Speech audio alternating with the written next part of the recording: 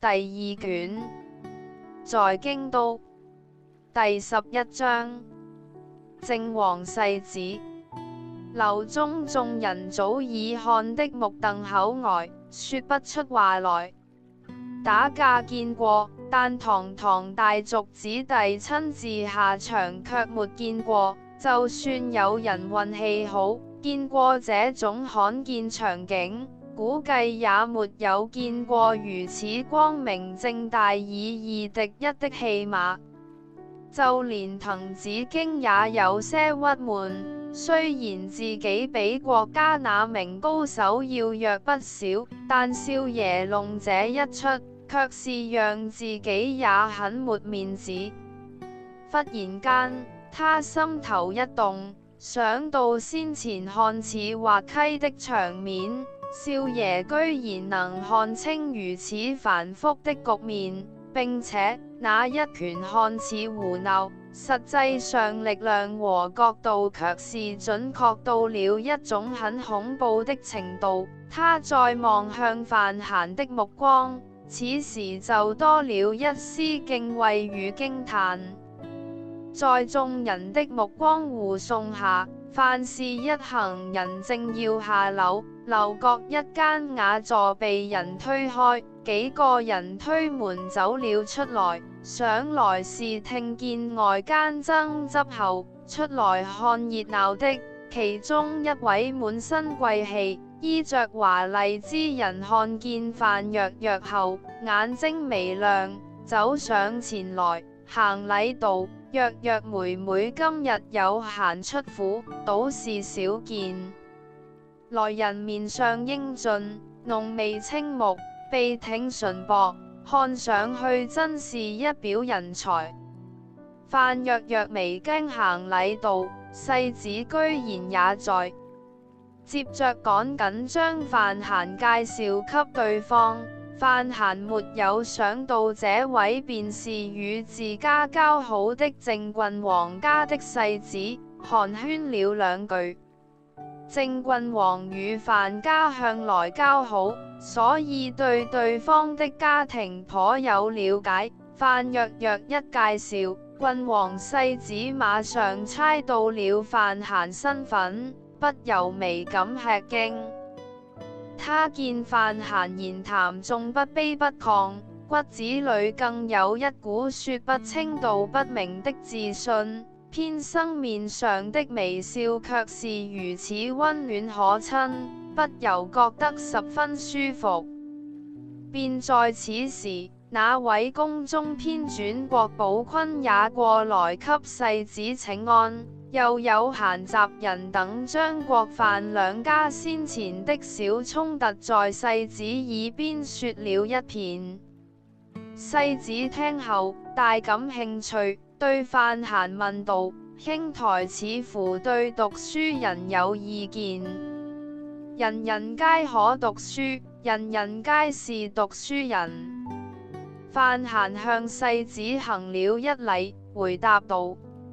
在他的心目中，沒有這個時代的階層劃分概念，也不認為念些八股變成了超脫工商俗流之輩。我也讀書，怎敢對讀書人有意見？只是他微笑繼續說道：我對所謂才子很有意見而已。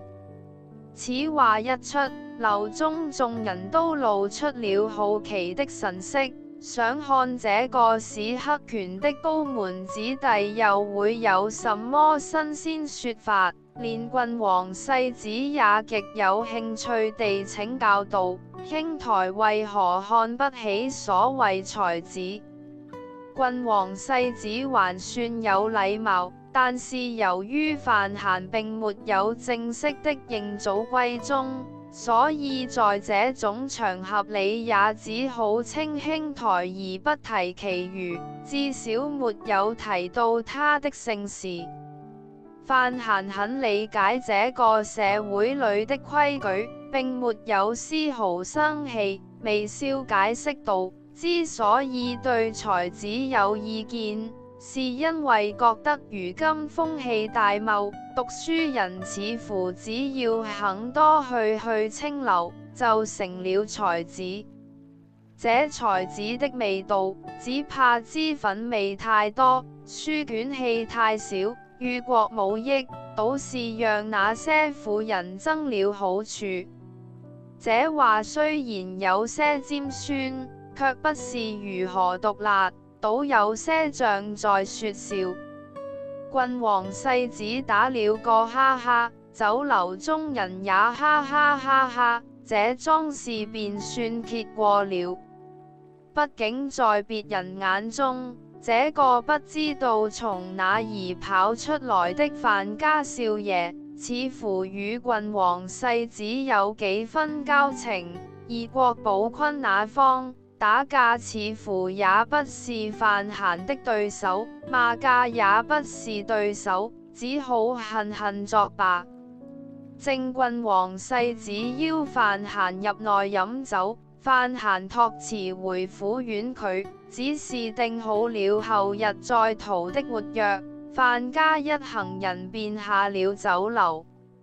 甫出酒樓，將要上馬車之前，那位名叫賀宗偉的書生卻趕了下來，望着范閒的雙眼，很誠懇地說了一聲謝謝。所謝何事？范閒微笑問道。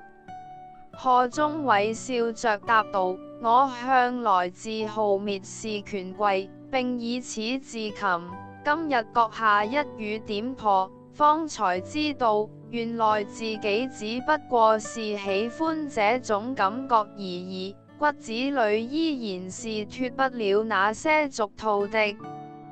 范閒微微皺眉，覺得此人姿態變化的也太快了些。雖然他並不喜歡這個貌似耿直的讀書人，但畢竟衝突的起由實際上是對方為自己這個《紅樓夢》作者打抱不平，所以笑着開解道：每個人的身體裏都有怯懦的那部分，只不過往往需要某些事情將這部分逼出來，這便是所謂魚袍下面的小。今日在下也是胡，還望兄台不要見怪。魚袍下面的小。賀宗偉似有所思，醒過神來，又是深深向范閒身旁的范若若行了一禮，然後頭也不回地轉身上樓。范閒瞥見這黑皮書生的臉似乎有些發紅，這才知道是怎麼回事，滿臉揶揄看着身邊的妹妹，哪知道范若若臉色平靜無波，就像剛才那個黑臉書生根本沒有來過一般。知道賀宗偉只是單相思，范閒也沒有多少同情，在他的計劃之中，自家妹子將來要嫁的夫婿，不見得要入侯拜相，但一定要自己妹妹喜歡才行。范閒離開後，郭寶坤、賀宗偉那一撮文人面上無光，也離樓而去。一石居三樓開始漸漸回復了平靜，只是各桌的客人還在議論先前范府的那位少爺，道說從來沒有聽說施南百家還有這麼一位人物，道在猜測是范小姐的表親還是什麼。正王世子自然知道范閒的身份，只是也不可能去和妨礙那些閒人說道，倒了杯酒自己緩緩飲了，悠悠嘆道：都說太子喜好文學，常與清流交往，如今看來，他交往的這些人之中，連個像樣的人才都沒有。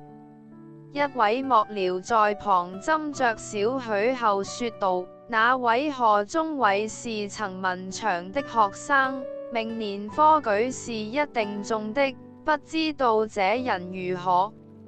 正黃世子搖搖頭，這位何忠偉才氣是有的，但品性卻，他其實先前在廂房內就聽見了外面的對話，此時想到聽到的那句風骨之評，呵呵笑道：風骨確實差了些。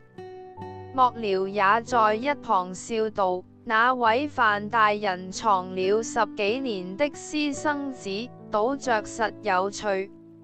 正黃世子拍拍手中扇子，正準備讚上一讚，忽然想到先前范閒揶揄人的話語，趕緊將扇子放回桌上，笑道：那郭寶坤仗着家中父親權勢，自己又與太子交好，所以不把范府放在眼裏。這等容頓之輩，居然還能活到現在，真是不容易。